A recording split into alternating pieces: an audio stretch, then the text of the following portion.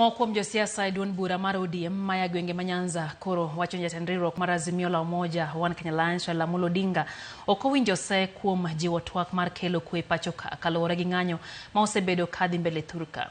Gavana ma Kisii Simba Arati kod nyawadgi ma Siaya James Orengo kaachiel kod jaod bura ma Lego Usonga Samuel Atandi wacho ni weche ne ma osebed ka iwacho gi rawere matindo ma pacho ka gin mana mago ma bende Raila Odinga osebedo ka wacho kendo kedo negi kuom higni gi higni. Atandi onyiso jatend piny Kenya William Ruto mondo kaw ting' mar jogo manonegi kinde ng'anyogo kaluwore ni nokuong'ore gi muma marito jo Kenya duto. Negi wuoyo skul sekondar ma St. Mary's Adea Adogo e Alego Usonga e nyasi mar dongruok. We will never be a country that is respected.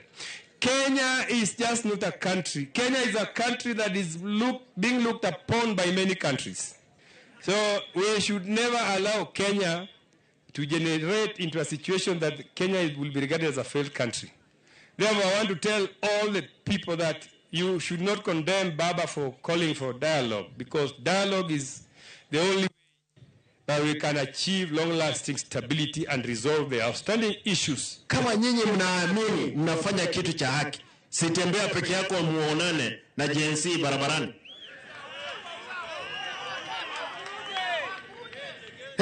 Mwache.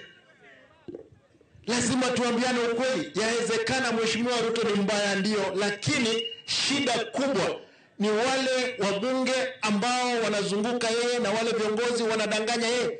Kama Ruto ni mcha Mungu kweli kweli, huyu kijana ambao alipigwa risasi hapa lazima ashughulikie, tuone ya kwamba amelipwa compensation ama familia na hata wale wa zamani.